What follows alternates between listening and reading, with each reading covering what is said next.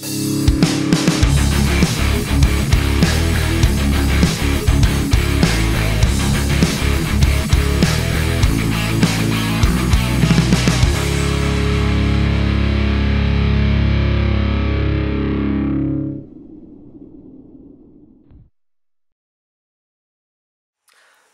tout le monde, donc bienvenue pour cette nouvelle critique qui se penchera aujourd'hui sur Triple Nine, le polar noir.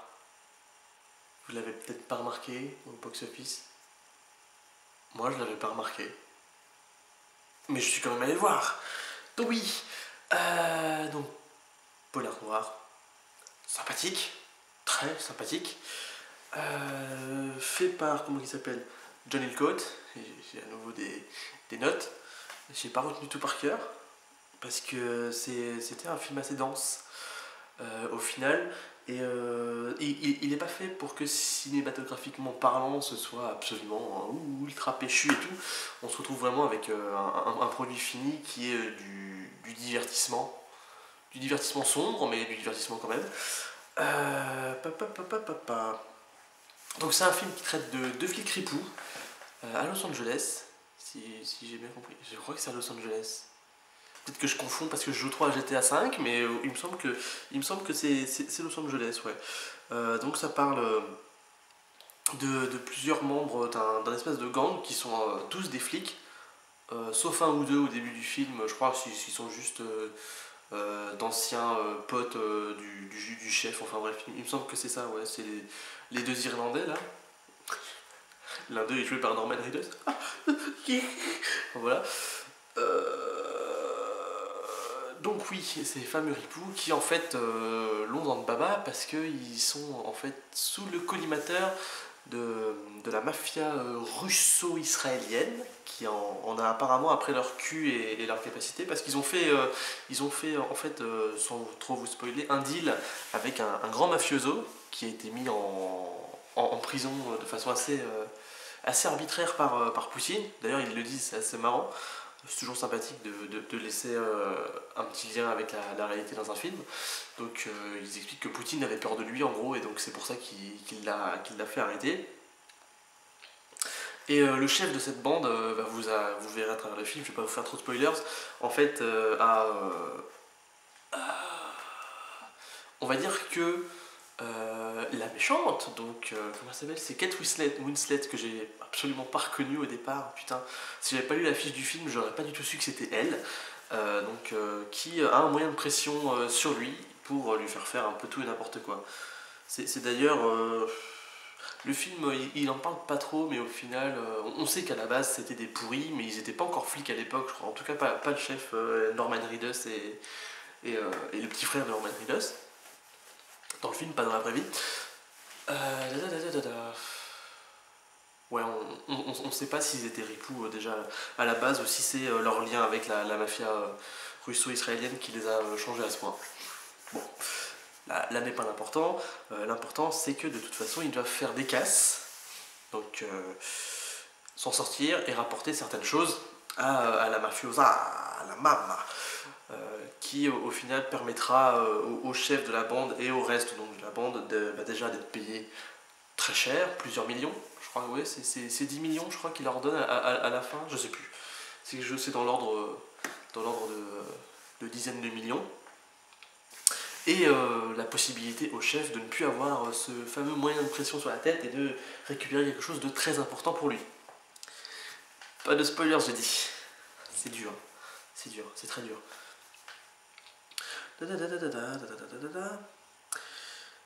Voilà, dans ça j'ai dit. Ouais, donc l'histoire est rondement menée, c'est vachement sympa, sans en dire trop.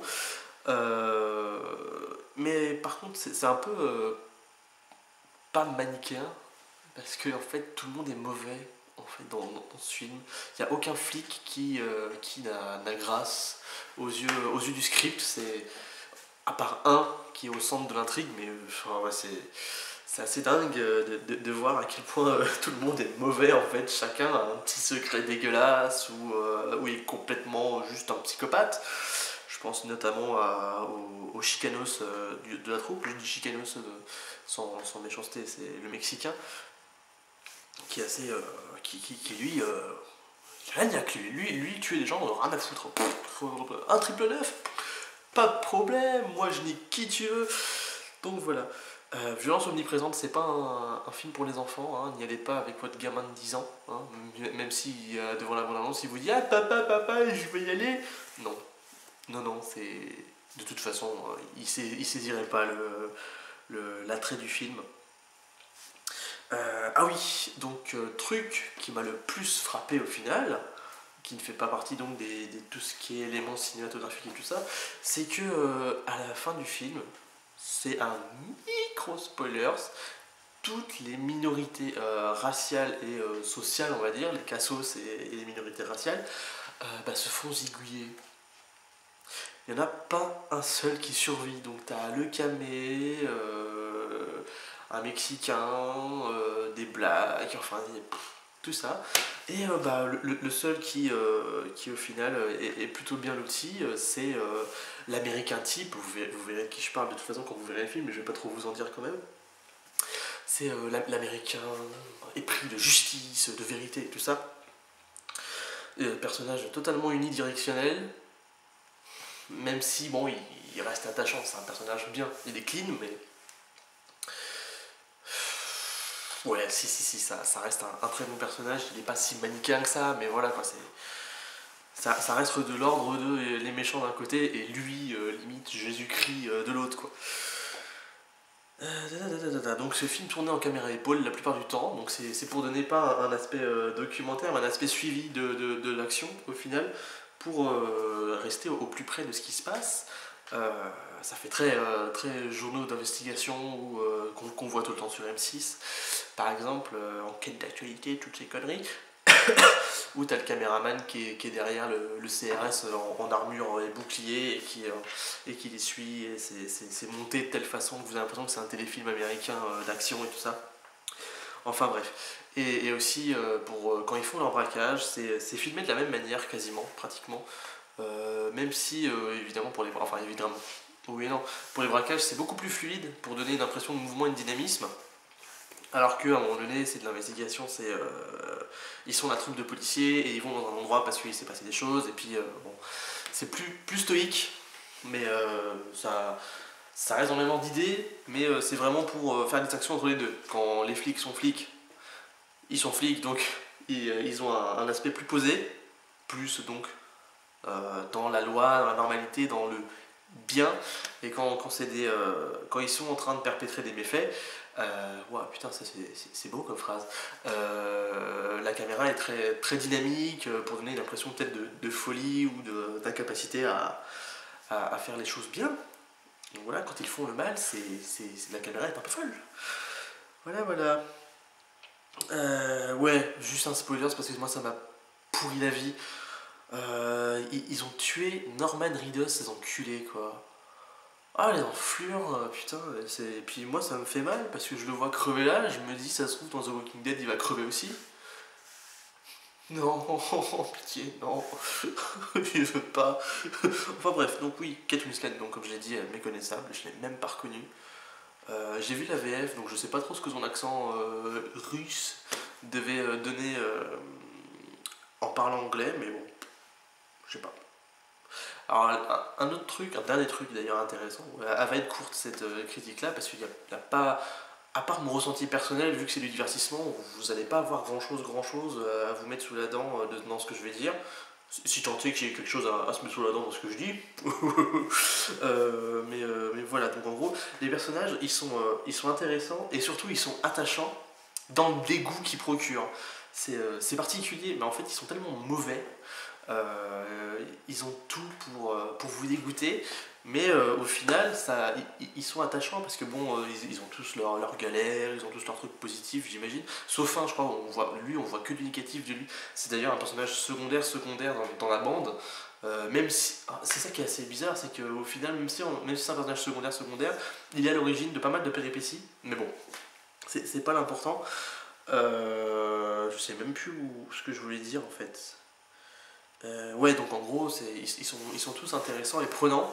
Et quand on apprend un petit peu leur vie, surtout le chef de la bande et tout ça, on est tout de suite impliqué.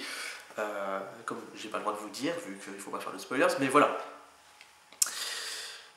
C'est un personnage qui a des emmerdes, voilà, et qui donc doit bien lécher le cul de la Madrone, j'allais dire la Madrone italienne, non, la Madone russe, russo-israélienne, ça faisait bizarre, mais en gros c'est des juifs de Russie, qui sont sans doute rentrés au pays après l'URSS, car l'URSS n'avait pas beaucoup de comment dire d'amitié avec les juifs, hein, parce que voilà. Donc ouais, aucun ne mérite d'avoir la vie sauve au final. Il n'y en a pas un pour rattraper l'autre. Mais on arrive à s'attacher à eux malgré le fait qu'ils veulent fomenter un triple neuf sur quelqu'un qu'ils connaissent justement en plus. Et au final d'ailleurs il y a tout un déroulement de choses qui est fait pour vous faire penser que la personne du gang qui doit te tuer, donc ce flic, parce qu'un triple neuf c'est aux États-Unis un code qui se passe quand un flic s'est mangé une balle ou a été tué en activité.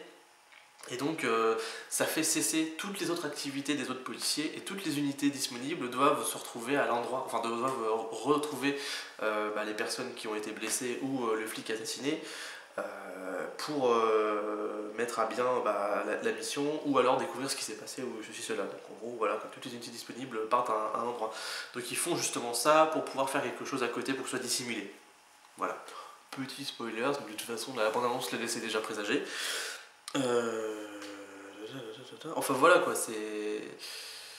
Il vous donne l'impression qu'au final il va pas le faire, et il va pas tuer l'autre, parce qu'ils ont un lien entre eux au final qui se crée et qui était même là déjà depuis le début, et puis au final, enfin vous verrez. Mais c'est ça sans être ça, c'est particulier, mais de toute façon, vous allez voir, c'est. Non, j'ai rien d'autre franchement à dire sur ce film, à part qu'il est très bon, il est prenant, on s'ennuie pas, il dure 1h55, 1h50, un truc comme ça, et on s'ennuie pas, c'est un bon film. C'est pas un chef-d'œuvre, quoique c'est quand même largement au-dessus que. C'est un film à la Miami Vice en fait, il faut le voir un peu comme ça, pas la série plus le. Ah, quoique, enfin bref, mais je vois plus le film avec Colin Farrell et je ne sais plus comment s'appelle du tout son acolyte Black.